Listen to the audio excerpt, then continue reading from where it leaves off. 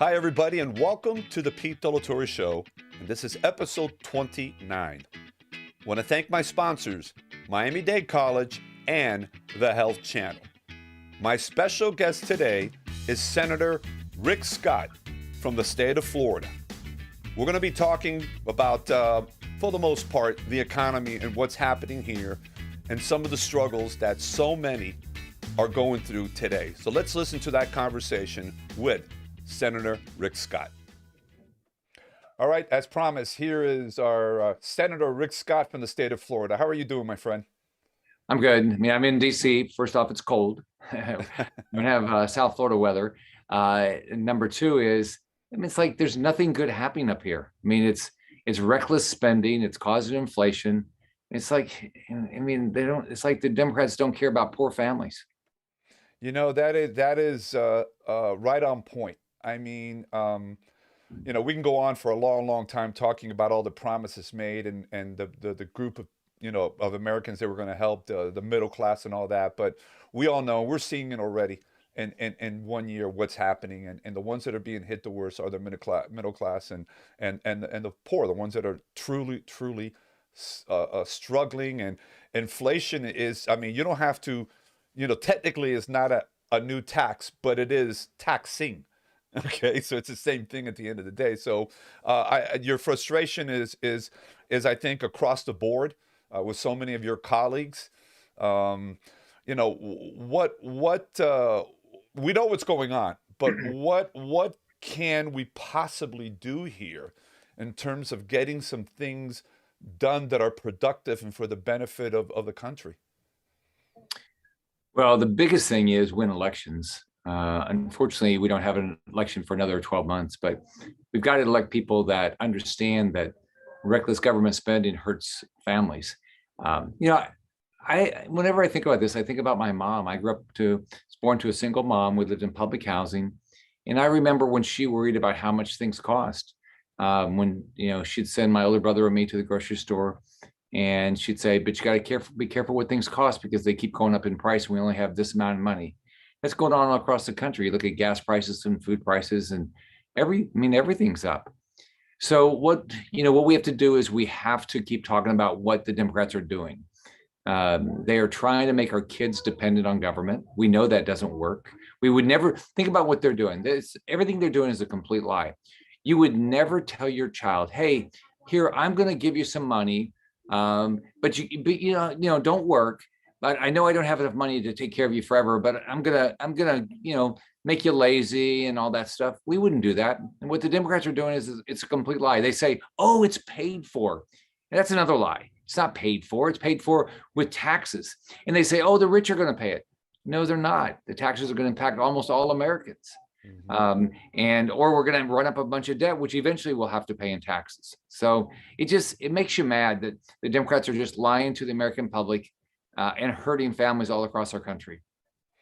Along with that are the more than 30 million small businesses around the United States, of which 75% of those are micro-owned business. We're talking 5 employees or less. So that's a lot of businesses and a lot of folks that were hit hard with COVID. Some have bounced back, many have not. Um, what kind of projects or things that you're working on with your colleagues to keep fighting for those small business owners that are still struggling because of all of this, and now on top of that, everything that's happening with the current administration? Here's why I thought about it. When I was governor, um, I ran on a campaign getting our state back to work. We had lost 800,000 jobs in Florida 4 years before I became governor, and we added over 200,000 jobs a year. The 8 years I was governor, 1.7 million jobs. And the way we did it is we said, how can we make our businesses more competitive? Well, the way you make it more competitive is one, you make sure that you don't have fees you don't need or taxes you don't need. You reduce them as many times as you can. We did that 100 times. Number two, you get rid of unnecessary regulation. We got rid of over 5,000 unnecessary regulations. Number three, you make sure that they can have their business in a safe neighborhood. That's why we invested a lot of money and worked with our law enforcement community, and we got to a 47-year low in our crime rate. On top of that, you make sure that their employees are well trained. So we focused on our high schools and our colleges and our universities to make sure when they got a degree, they had a job. There was a job for somebody. And then if we need a safety net, we made sure we have safety nets to help our small businesses. But if you want to help a small business get out of their way, they're going to be an entrepreneur. Make sure you have a good economy. Make sure people can afford to buy things. And it's Katie bar the door. These small businesses, these entrepreneurs, they're going to make ends meet, and they're going to do really well. Are you afraid that what made this country great the last 200 something years, which is that spirit of entrepreneurship, are you concerned that that spirit is kind of, being eliminated? Absolutely. The Democrats want people to be dependent on government. It's as simple as that. My mom told me, she says, look, we don't have money. She said, first off, you better go get a job and you better never get fired. She said, you better get a good education. She wanted me to be an Eagle Scout. She wanted me to go to church all the time. That's the country I want my grandkids and your grandkids to grow up in. I want all of our children to have the same opportunity I had to start from nothing to get to build businesses and eventually run for governor and then the U.S. Senate. What the Democrats want to do is they want your children to be dependent on them.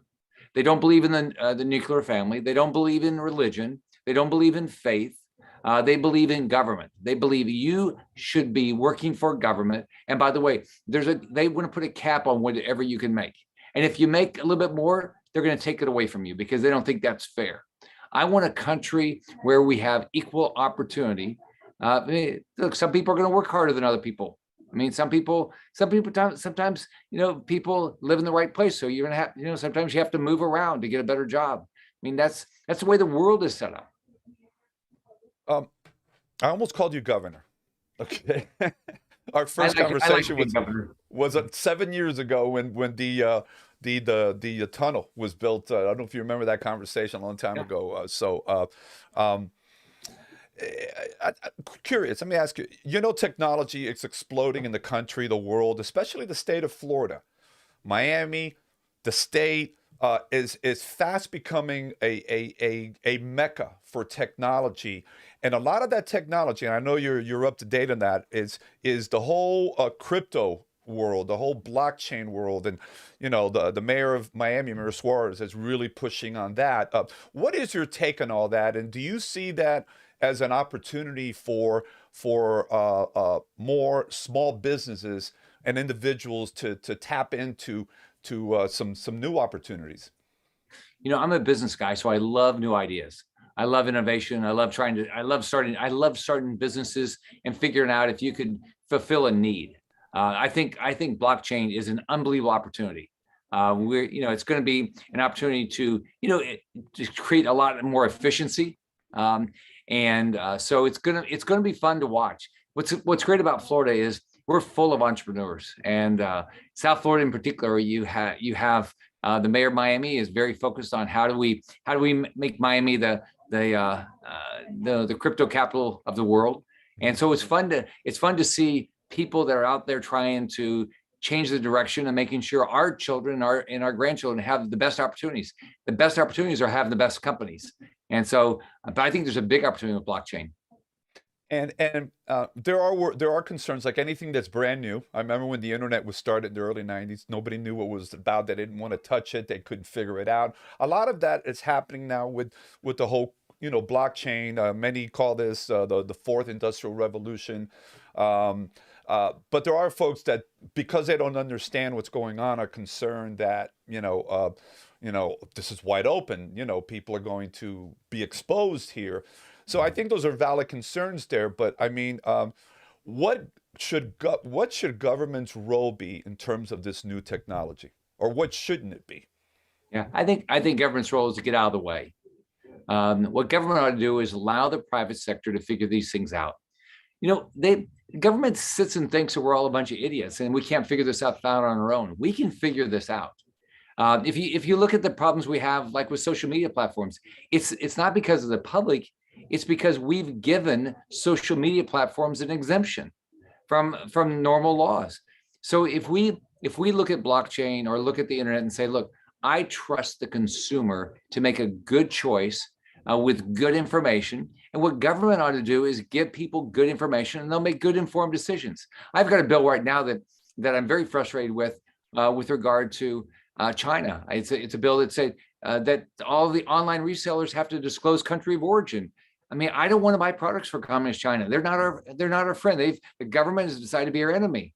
So, and I believe consumers will make a good choice. But of course, the online resellers don't want that because, they don't want you to be able to make a choice. They want you to make uninformed decisions. So I think with blockchain, with the internet, give people good information. They'll make they'll make good decisions. I have an adopted dad. My parents didn't have much of a formal education, but they were pretty smart. They figured out life. They had a plan. And did any of us make perfect decisions? No, but a lot better than government does. That's for certain. Senator, as we're wrapping up our conversation, again, I really want to thank you for taking time to be with us. We're in the holiday season. We're embarking on a brand new year. It's going to be a very interesting year, as we alluded to at the beginning of our talk. What is your vision? What is your hope? What hope can you give to not just your constituents, but everyone around the country as we go into this new year, which will have its own set of challenges and excitement and opportunities? Well, first off, I love my family. I love the state I live in. I hope everybody had a happy Thanksgiving. I hope they're enjoying Hanukkah, and I hope they have a great Christmas season. I'm very optimistic about the new year. I think we're gonna show people that the best way forward is to go back to what our founding fathers did. The most progressive thing we can do is saying, you know what? The U.S. Constitution makes a lot of sense. The institutions that our founders created make a lot of sense, and it created opportunities for people like me that grew up in public housing to be anything I wanted to be. And so I look forward to a future where all of our children in our great state say, thank God I live in America. Thank God I live in Florida, because I have every chance to live the dream that I have. And my parents are going to have a lot of dreams, but I'm going to get to live the dream that I have, whether I want to be an entrepreneur or whether I want to be an actor, actress, or a school teacher, whatever you want to be, it will be your dream and you get to fulfill it.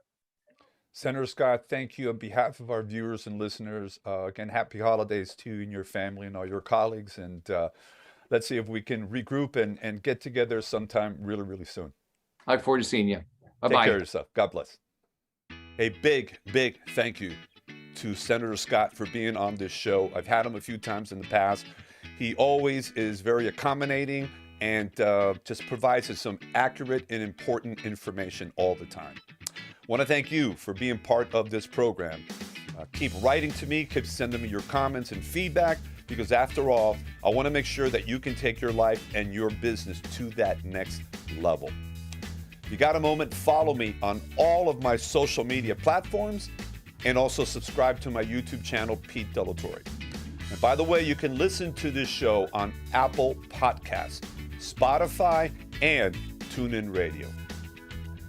You have yourself a fantastic week. Take care. Remember, let's soar together. Bye-bye.